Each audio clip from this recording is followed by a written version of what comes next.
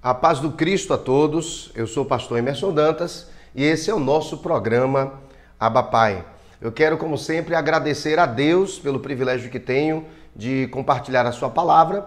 Quero agradecer a vocês que sempre nos acompanham aqui, aprendendo mais da palavra de Deus, e agradecer aquelas pessoas que têm sido assim essenciais para a manutenção, do nosso programa. E eu quero desde já agradecer aqui a Sivaldo e a Maristela, aqui mesmo da TV Monte Sião. Também ao meu amigo presbítero Emanuel, do supermercado J. Santos. Um abraço aí para Emanuel. Também um abraço para o meu amigo André Mendes, da Inova Propaganda, um amigo também nosso. E não posso me esquecer de Nélio e Tâmara, aí da loja O Mundo da Informática. Um abraço todo especial para todos vocês que têm cooperado com o programa Abba Pai, tá certo? Bem, nós vamos dar continuidade aqui ao nosso programa e eu quero desde já compartilhar com vocês os meus contatos, tá? Os meus números de telefone, grave aí, 0 operadora 75 9151 6907 e 0 operadora 75 8217 6157. E Facebook, o meu Facebook é Emerson Dantas de Roberta, ok? O meu Facebook é Emerson Dantas de Roberta. O Facebook de minha esposa é Roberta Mascarenhas, tá? Roberta Mascarenhas. E eu sou pastor presidente da Igreja Batista Abba, que fica aqui, Brasil, Bahia, Feira de Santana, bairro do Jardim Cruzeiro, Rua Porto Seguro, número 445, na mesma rua do Hospital Municipal da Criança. Nós temos cultos às quintas-feiras, 7h30 da noite, aos domingos, 10 da manhã, Escola Bíblica Dominical, e aos domingos à noite, 6 horas da noite, ou às 18 horas, nós temos o culto da família. Vocês são nossos convidados, tá? Serão bem recebidos. Eu quero também lembrar a vocês que os nossos DVDs estão à sua disposição na Livraria Evangélica Proclamai. Quero mandar um abraço especial para o pastor Antônio, para a irmã Ieda, ali da Livraria Evangélica Proclamai. Você pode entrar em contato conosco, ou você pode também ir ali na Livraria Evangélica Proclamai e adquirir os nossos DVDs, ok? Muito bem. Olha só, eu já estou pronto aqui para nós iniciarmos mais um estudo da Palavra de Deus. Eu creio que você também está pronto aí, para estudar conosco mais uma porção da Palavra. Mas eu não poderia deixar de mandar um abraço especial para o Lucas, ele que é líder de jovens ali da Igreja Batista Missionária Internacional, onde estivemos sábado passado, eu e minha esposa ministrando a palestra Imoralidades Sexuais, e foi muito edificante ali, foi uma bênção, a repercussão foi muito positiva, e a gente quer mandar um abraço todo especial aí para o Lucas, também o pastor João Batista, e a toda a irmandade aí da Igreja Batista Missionária Internacional, ok? Muito bem, eu já estou pronto, você também? Então apertemos os cintos, porque o programa Abba Pai está no ar. Bem, nós estamos aqui estudando ao longo de muitas semanas o Sermão da Montanha. É o tema dos nossos estudos, o Sermão da Montanha. E hoje o título específico da nossa mensagem é Deus e as Riquezas. E nós, como sempre, vamos assim ler o texto bíblico, fazer um breve comentário sobre a importância do Sermão da Montanha sobretudo para nós que somos a Igreja do Senhor Jesus, e depois estaremos assim mergulhando nessa porção específica da Palavra de Deus hoje.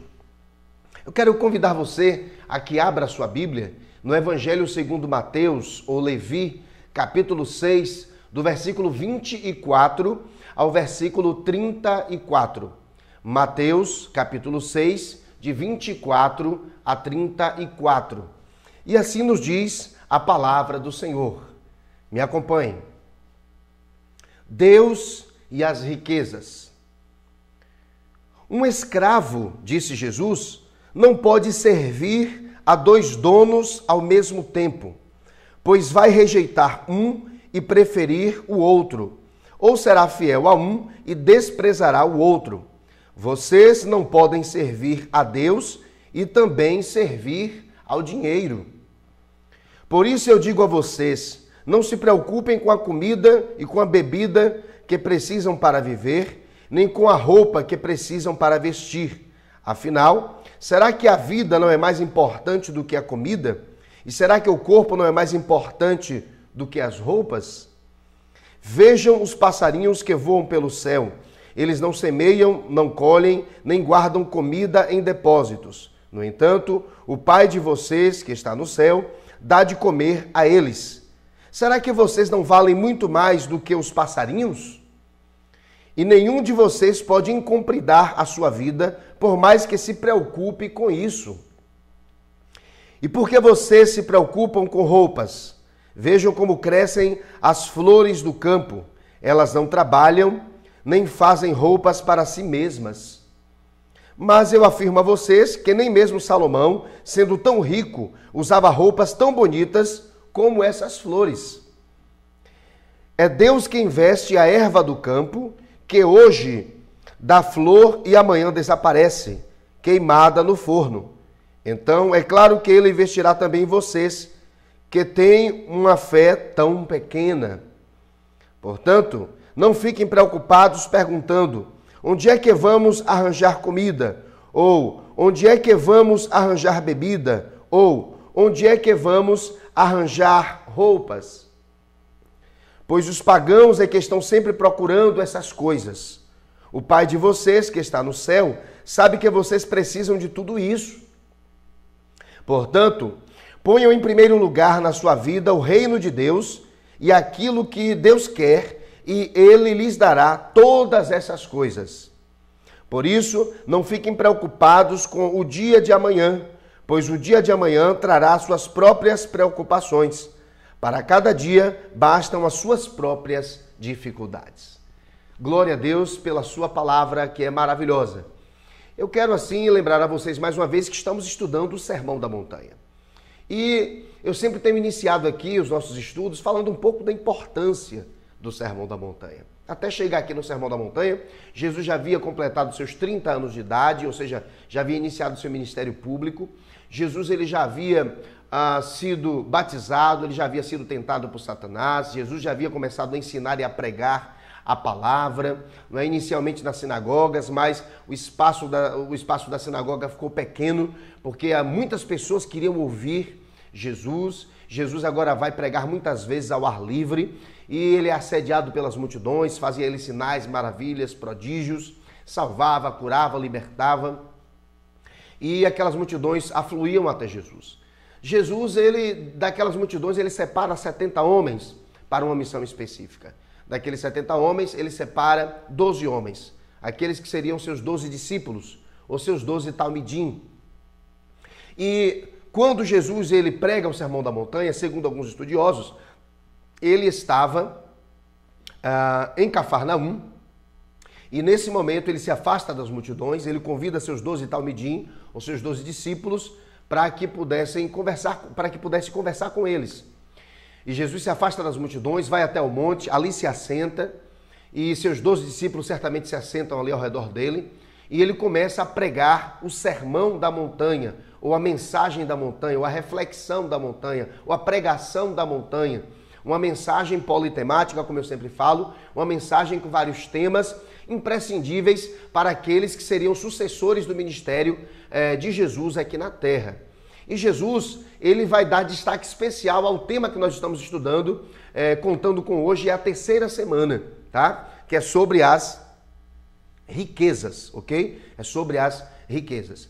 E Jesus agora, ele começa a falar com eles. Lembrando que, assim como todo país tem a sua Constituição Federal, né, o reino dos céus, o reino de Deus, o Malekut Shamaim, também tem a sua Constituição Federal, que é o Sermão da Montanha. O Sermão da Montanha deve ser lido por todos os cristãos constantemente, a fim de que lembremos essas recomendações importantíssimas dadas por Jesus aos seus discípulos, que aprenderam e também compartilharam com a igreja que estava nascendo naquele primeiro século, e esses mesmos princípios chegam até nós, porque foram preservados aqui na Palavra de Deus, sobretudo nos Evangelhos, a exemplo aqui de Mateus, que é onde está registrado o Sermão da Montanha, né? E a Bíblia diz que a igreja permanecia na comunhão, no partir do pão e na doutrina dos apóstolos. A doutrina dos apóstolos aí é uma força de expressão, porque a doutrina era de Jesus.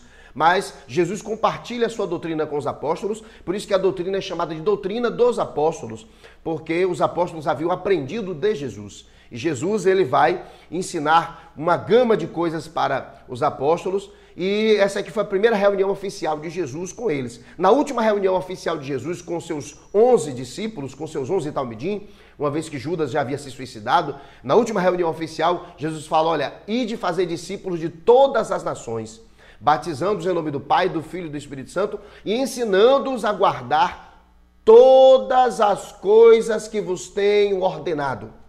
É por isso que nós, pastores, precisamos ensinar para as ovelhas de Jesus que escolheram congregar conosco.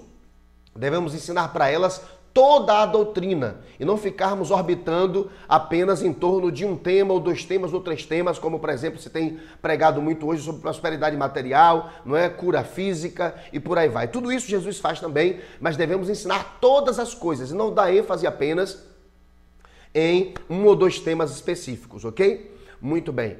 Mas vamos lá. O texto básico de hoje, volto a repetir, Mateus capítulo 6, do versículo 24 ao versículo 34. Nós teremos aqui na Bíblia uma passagem correlata a esta, que está no Evangelho segundo o Dr. Lucas, capítulo 16, versículo 13, e capítulo 12, do versículo 22 a 31, que também é uma passagem que fala sobre o perigo das riquezas. E o título da nossa mensagem é o mesmo título do subtópico da minha Bíblia, que é a NTLH, ou Nova Tradução na Linguagem de Hoje. Bem, eu quero ilustrar, amados, a mensagem de hoje, lendo a primeira carta do apóstolo Paulo a Timóteo, no capítulo 6, versículo 10, parte B.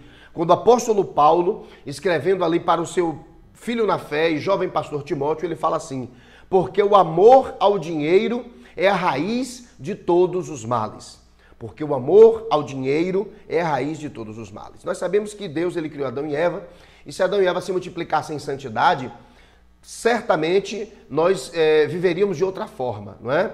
E certamente o capitalismo não seria o estilo de vida adotado pela maior parte ou quase toda a humanidade, não é? Certamente iríamos viver de outra forma, não é? E não privilegiando o capitalismo, que na verdade ele privilegia uma minoria em detrimento de uma maioria. Mas enfim, o pecado aconteceu por meio de Adão e Eva, Jesus veio para nos dar a salvação apesar de tudo isso, e o dinheiro foi algo inventado pelo homem, não é? Primeiro o homem começou a lidar com o escambo, com a permuta, a troca, não é? Eu tinha sal, mas eu não tinha carne, de repente eu trocava o meu sal com a carne, então aí era a permuta, era o escambo, era a troca, que facilitava a sobrevivência das pessoas há muitos séculos atrás, tá? Mas depois, com tudo isso, aí ocorreu a chegada da moeda, não é? A Bíblia fala do ciclo, da dracma, do cetio, do denário, enfim. Então, depois que o homem ele passou a lidar com a permuta, veio a questão da moeda, não é? Ou seja, o dinheiro, e a partir daí, o meio é o meio por meio do qual todo ser humano ele sobrevive, não é? Por isso que a Bíblia diz que o dinheiro por tudo responde. E Paulo, escrevendo a Timóteo, ele não vai dizer que o dinheiro é a raiz de todos os males. Paulo vai dizer que o amor ao dinheiro é que é a raiz de todos os males. Quando nós fazemos do dinheiro o nosso Deus, quando nós desentronizamos Deus, tiramos Deus do trono do nosso coração e nós colocamos as riquezas no nosso coração, automaticamente esse dinheiro, essas riquezas passam a ser um Deus para aqueles que colocam o dinheiro em primeiro lugar, ou as riquezas, os bens materiais desse mundo em primeiro lugar. Tanto é que no texto anterior nós podemos observar que há uma passagem na Bíblia em que o dinheiro ele é comparado realmente à idolatria, não é? Fala-se que o amor ao dinheiro compara-se à idolatria, tá? Muito bem. Olha só, eu quero assim mais uma vez realçar o fato de que em Mateus 6, de 19 a 21, não é, onde o título da mensagem foi Riquezas no Céu, ali Jesus, conversando com seus talmidim, com seus discípulos, naquela porção específica, ele vai ensinar onde ajuntar riquezas. E nós estudamos essa passagem e ficou bem claro que Jesus nos orienta a juntar riquezas nos céus.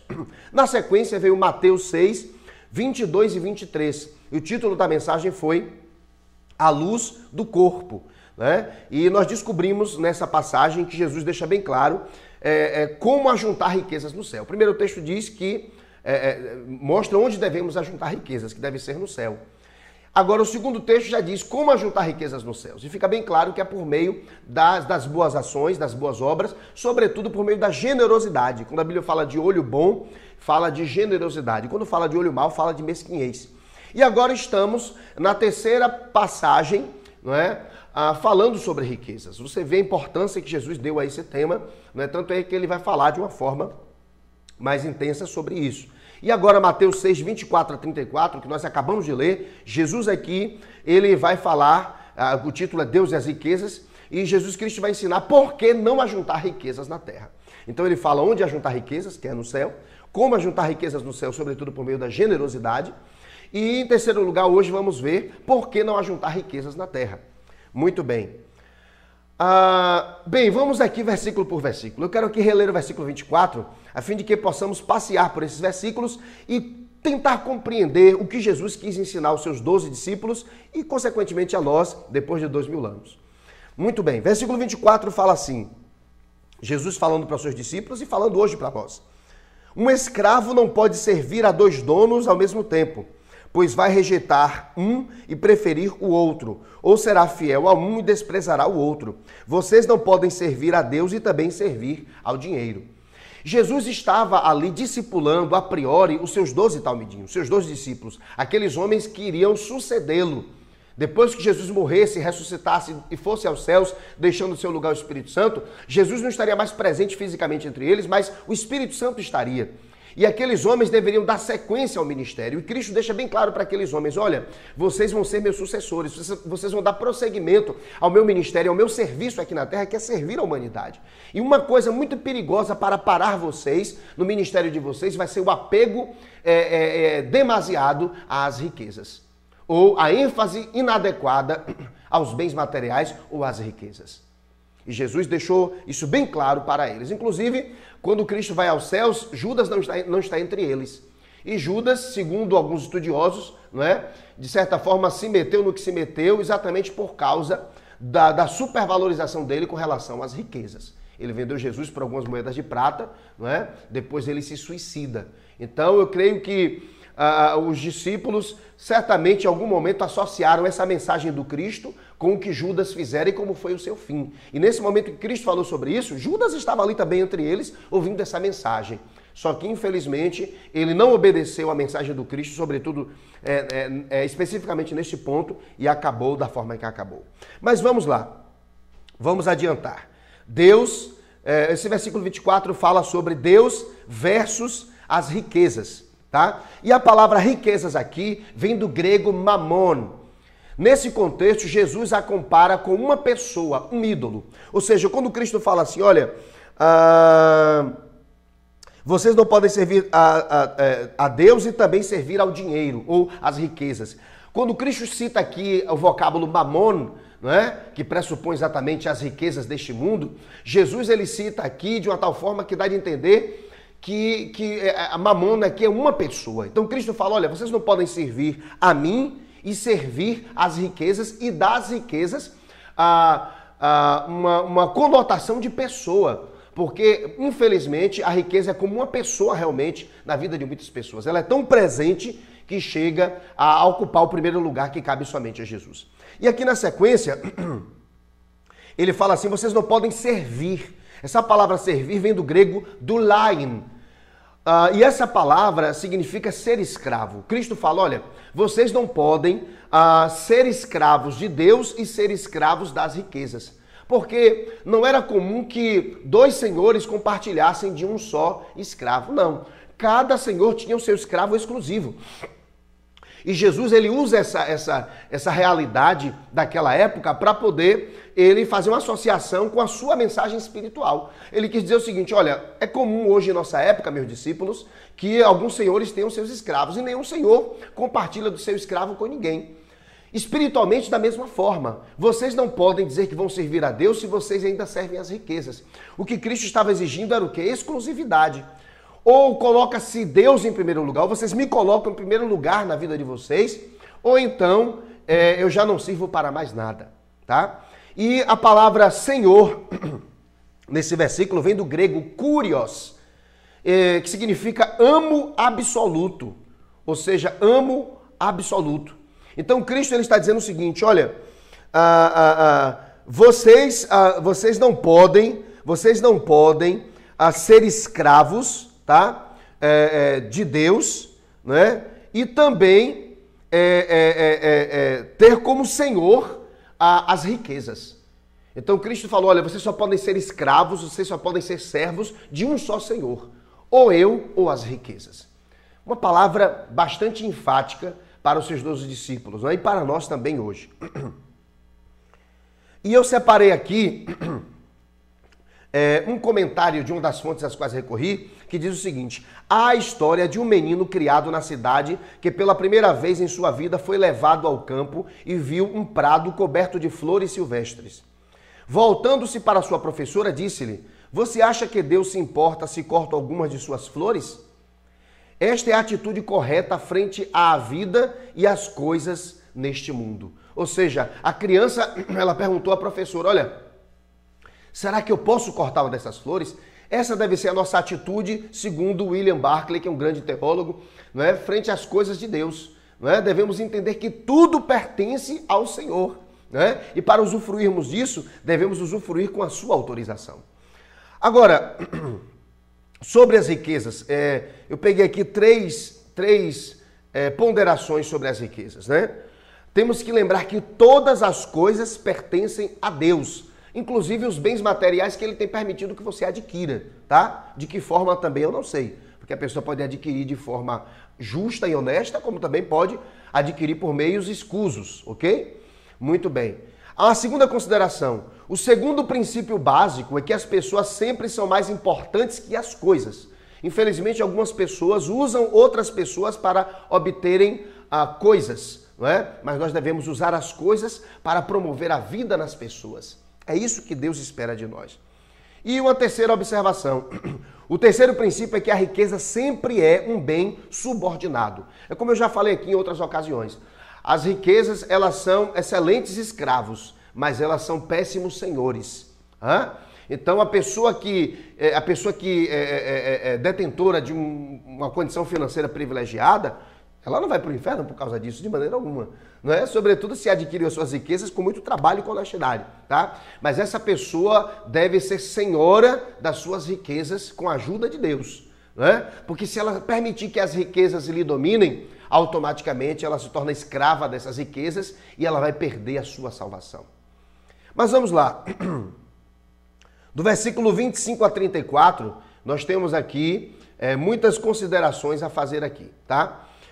Seguirão aqui 7 argumentos contra a ansiedade. Nós sabemos que o ser humano, ele é ansioso naturalmente, porque ele se preocupa com a sua sobrevivência. E isso é natural, né? E qualquer ser humano, qualquer cristão, nós pastores, qualquer cristão, fica aturdido pela ansiedade em um momento ou em outro, tá? Agora, o que a Bíblia nos ensina é não permitir que a ansiedade nos domine, né? Ficar ansioso é normal, tá? É normal, porque essa ânsia, de certa forma, pressupõe o fato de que nós estamos dispostos a fazer alguma coisa para também não padecer necessidade. Agora, permitir que a ansiedade se assenhore de nós, isso aí também, o servo de Deus não deve permitir isso, porque ele entende que tem um Deus que é supridor. Deus é Jeová Jirê, ou seja, Deus de provisão, não é? Muito bem. Vamos lá, versículo 25, não é? Diz assim: por isso eu digo a vocês, não se preocupem com a comida e com a bebida que precisam para viver, nem com a roupa que precisam para se vestir. Afinal, será que a vida não é mais importante do que a comida? E será que o corpo não é mais importante do que as roupas?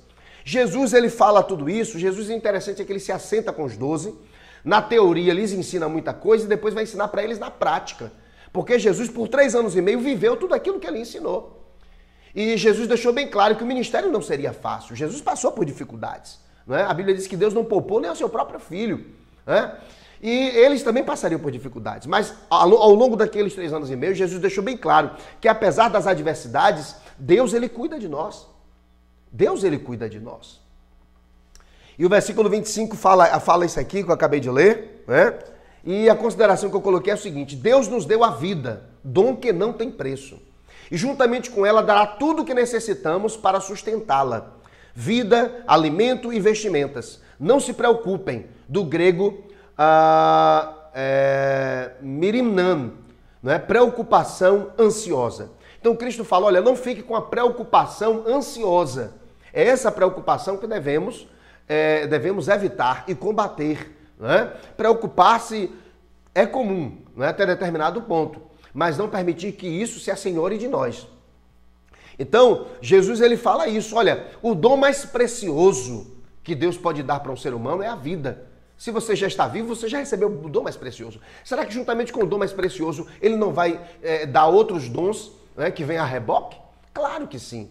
Agora, muitos cristãos imaginam que porque é crente vão ter uma vida fácil, ou que todo crente tem que ser rico, isso é uma mentira. Né? Alguns crentes têm que entender que Deus, ele nos salvou por Cristo, mas ele não nos isenta das dificuldades da vida. Pode ser que um crente rico fique pobre, pode ser. Pode ser que qualquer crente passe necessidade, até fome, sim.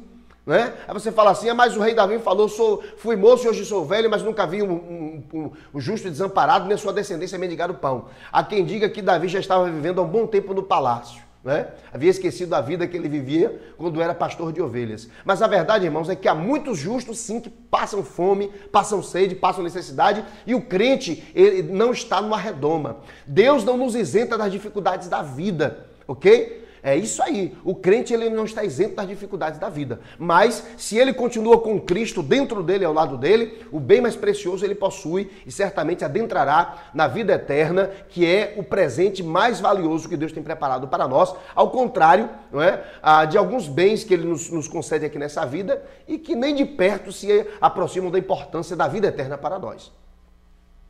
Agora o versículo 26 fala assim: vejam os passarinhos que voam pelo céu.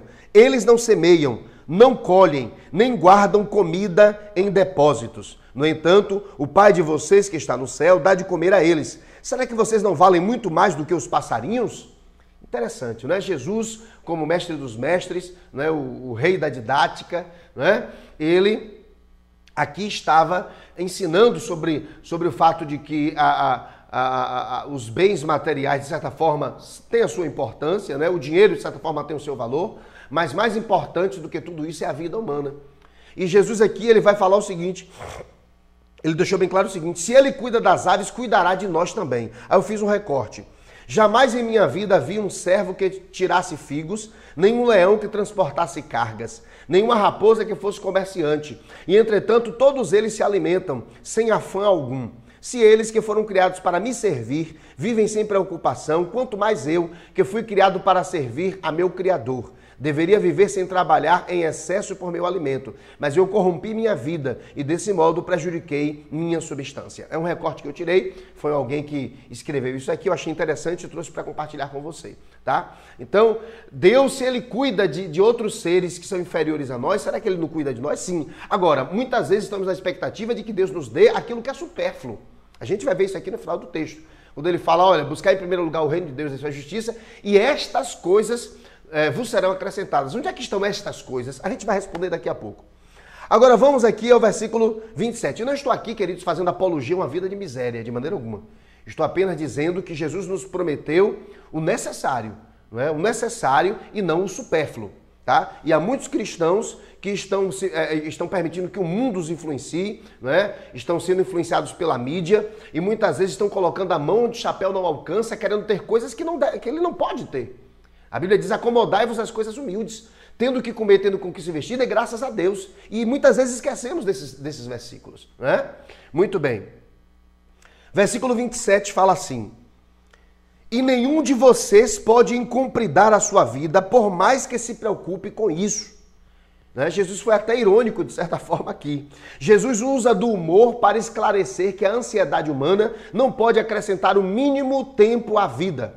A preocupação é inútil. Encompridar, aqui que tem a ver com côvado, na medida de comprimento de 46 centímetros. Cristo, ele fala sarcasticamente. Cristo, ele fala ironicamente. Ele fala, não é, de forma bem humorada. Olha, a ansiedade de vocês não vai acrescer a vida de vocês 46 centímetros. Né?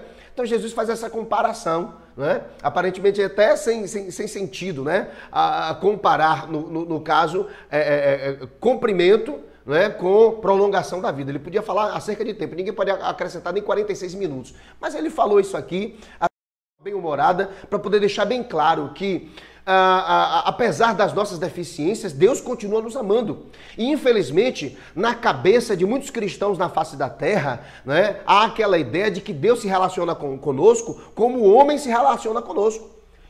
Os homens, eles se relacionam conosco de acordo com o crédito e o débito que temos um para com o outro. Né? Ou seja, se eu tenho crédito com você, eu posso esperar o melhor de você. Mas se eu tenho um débito com você, eu posso esperar o pior de você. E na relação com Deus, a nossa expectativa não deve estar estribada sobre o crédito e o débito, porque Deus não nos trata dessa forma.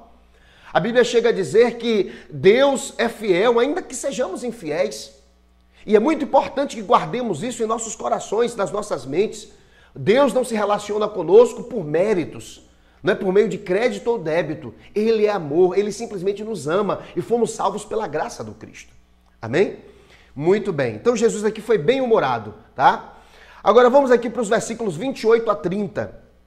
E a palavra do Senhor nos fala assim: E por que vocês se preocupam com roupas? Vejam como crescem as flores do campo. Elas não trabalham nem fazem roupas para si mesmas. Mas eu afirmo a você, aí que já continua no versículo 29, só o 28. E por que é que vocês se preocupam com roupas? Vejam como crescem as flores do campo. Elas não trabalham nem fazem roupas para si mesmas. Interessante como o ser humano sempre foi apegado, né, aos bens materiais, sobretudo a roupas. Né? É claro que a gente tem que trabalhar para ter uma vida confortável, se vestir bem, eu procuro me vestir bem, mas nós devemos entender que isso é secundário na vida do crente. Tá? O primário é o quê? A relação com Deus, a intimidade com Deus. Para esse versículo aqui eu fiz o seguinte destaque: flores do campo, lírios do campo, provavelmente as papoulas e as anêmonas. As flores do campo viviam um só dia e depois somente serviam para ser queimadas e ajudar a mulher que queria assar algo que tinha pressa. Jesus ali pregando para os seus 12 discípulos, ali naquela montanha, né, de Cafarnaum, ele pega de forma didática os pássaros que certamente passavam por sobre as suas cabeças, né, para poder ilustrar a sua mensagem, como também pega as anêmonas que estavam ali, né, naquela montanha para poder ilustrar o seu sermão. Que maravilha! Né? E Jesus pregava desta forma, né? Não ao estilo grego, né? Como muitas vezes a gente ainda reproduz em nossas igrejas, cada um sentado olhando para a nuca do outro e ouvindo aqueles 3 pontos do sermão constantemente. Mas, enfim, Jesus ele fazia diferente. Eu imagino o pessoal sentado da forma que quisesse ao seu redor e ele simplesmente conversando, impactando as mentes daqueles homens, né? Com palavras jamais ditas por quem quer que fosse. E ainda que alguém falasse o que Jesus falava, não falavam como ele falava, porque ele falava como quem tinha autoridade. Né? As pessoas quando falavam citando Jesus, citando a Torá, citando Javé. Jesus não citava ninguém porque ali era o próprio Deus diante daqueles homens. Que maravilha. Deixa eu apressar que o tempo é pequeno. Então ele fala sobre as flores do campo. Olha, por que você se preocupa tanto com roupa? Eu visto até as flores que nascem de manhã e de tarde morrem. Né? E depois, quando estão secas, as donas de casa pegam, levam para o forno para poder queimar algum bolo que elas estão fazendo ali com o pó do trigo, né? Muito bem, com a farinha do trigo e por aí vai. Agora, versículo de número 32, seria de 28 a 30, né? Deixa eu ler aqui, ó, 28 eu já li, 29 e 30. Mas eu afirmo a vocês que nem mesmo Salomão, sendo tão rico, usava roupas tão bonitas como essas flores. É Deus quem veste a erva do campo, que hoje dá flor e amanhã desaparece queimada no forno. Então é claro que ele vestirá também vocês, que têm uma fé tão pequena. Jesus às vezes era muito duro nas suas mensagens, tá? Às vezes eu percebo que a gente pregando a palavra de Deus, a gente reproduz as mensagens de Cristo, que são, assim, palavras até duras, e algumas pessoas são demasiadamente melindrosas. Mas Jesus, quando ele tinha que falar a verdade, ele não passava manteiga, né? E precisamos ser humildes o suficiente para poder nos submetermos às admoestações de Jesus, né? Muito bem. Vamos agora ao versículo de número 32, e ele nos fala assim: pois os pagãos é que estão sempre procurando essas coisas. O Pai de vocês, que está no céu, sabe que vocês precisam de tudo isso. Que coisa interessante, né? Que coisa interessante. Eu li aqui os versículos de 28 a 30, faltou o 31. Vou ler o 31. Portanto, não fiquem preocupados perguntando onde é que vamos arranjar comida, ou onde é que vamos arranjar bebida, ou onde é que vamos arranjar roupas. Pois os pagãos é que estão sempre procurando essas coisas. O Pai de vocês que está no céu sabe que vocês precisam de tudo isso. Então Jesus ele dá uma lição aqui sobre a questão de valorizar o que se possui, não é? E não colocar em primeiro lugar as riquezas. Muitas vezes há algumas pessoas que sacrificam a própria família para poder aparecerem bem na fita, como dizem, né? Pessoas que muitas vezes passam fome, até deixam de alimentar seus filhos para poder comprar um abadá para micareta, ou até mesmo o crente, não é, que muitas vezes deixa de comprar o leite para os filhos para poder andar luxando no templo. Queridos, nós temos que entender que a vida, Jesus, ele celebra a vida, né? E muitas vezes nós estamos celebrando a vaidade e não a vida. Muitas vezes não celebramos nem a nossa própria vida, a vida da nossa família, não é? Por consequência da nossa vaidade. Imagine se preocupar com o próximo que não tem nenhum laço consanguíneo conosco. Aí é complicado, né? Muito bem.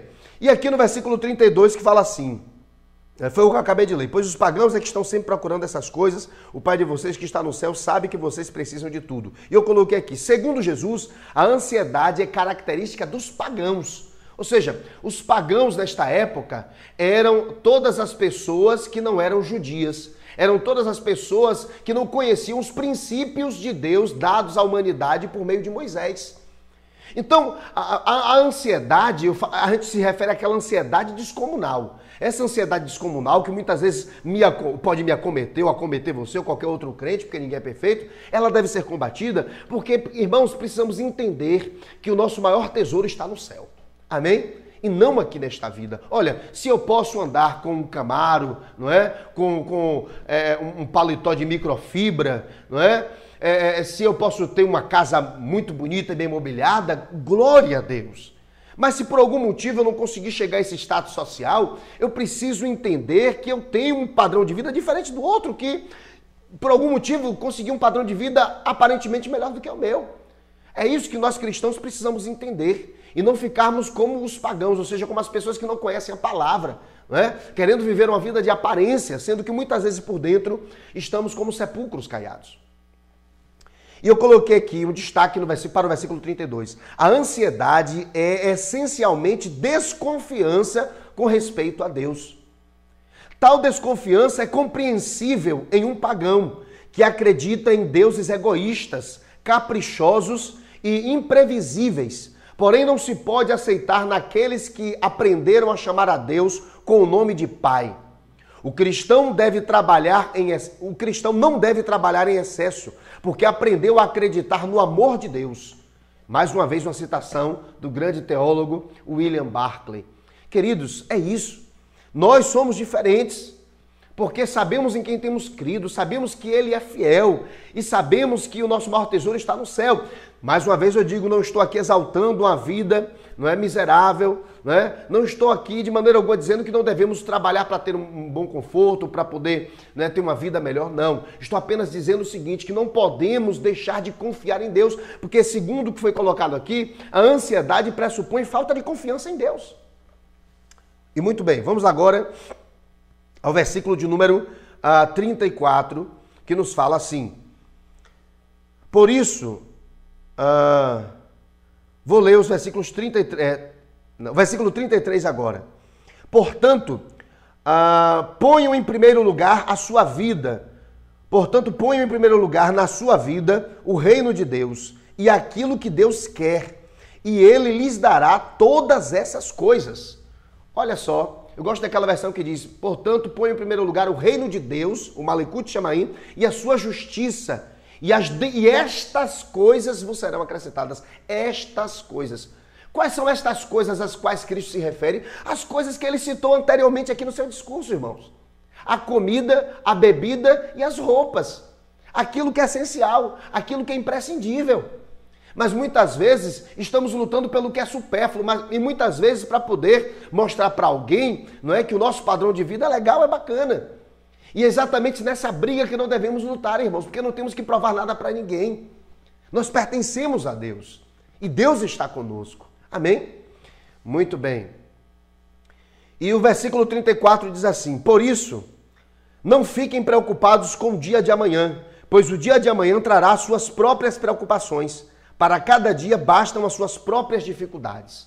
Para cada dia bastam as suas próprias dificuldades. Aí aqui eu coloquei o seguinte: a preocupação pode ser derrotada. aprendendo a arte de viver um dia de cada vez. E a palavra mal aqui, o vocábulo mal, vem do grego kakos, dificuldade. Ou seja, por isso, não fiquem preocupados com o dia de amanhã, né? Porque, aqui tem uma tradução que diz, porque basta cada dia o seu mal, basta cada dia as suas dificuldades. Então temos que viver o intensamente hoje. Muitas vezes nos apegamos ao passado ou nos ligamos no futuro e esquecemos do hoje. Mas o hoje, ele será o passado do amanhã e ele é o futuro de ontem. Então precisamos viver agora, o presente.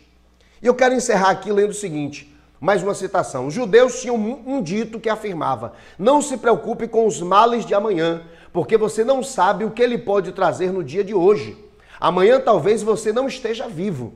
E então você terá ficado preocupado pelos males de um mundo que não lhe pertencerá. Que interessante, né? Que interessante. Eu quero encerrar dizendo o seguinte: a ansiedade é desnecessária, inútil e até nociva. As duas enfermidades típicas da vida moderna são a úlcera no estômago e a trombose coronária. E em muitos casos, ambas procedem da excessiva preocupação. Bem, o nosso próximo estudo será o costume de julgar os outros. Olha, eu já preguei isso aqui, mas é sempre bom relembrar essa passagem, tá?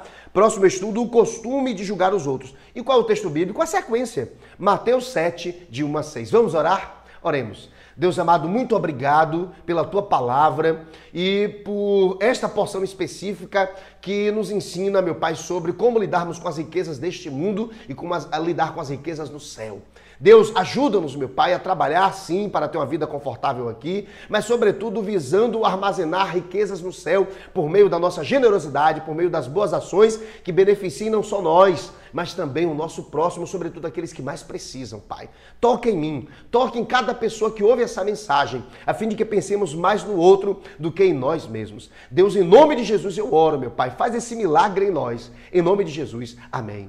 Que o amor de Deus Pai, a graça do nosso Senhor e Salvador Jesus Cristo e as doces consolações do Espírito Santo de Deus sejam com todos nós, desde agora e para todos sempre. Em nome de Jesus, amém. Amém? Estou indo, mas na expectativa de que estejamos juntos na próxima oportunidade, tá bom? Estou indo, Deus abençoe a todos, mas lembre-se sempre, nenhum de nós é melhor do que todos nós juntos. Tchau, tchau.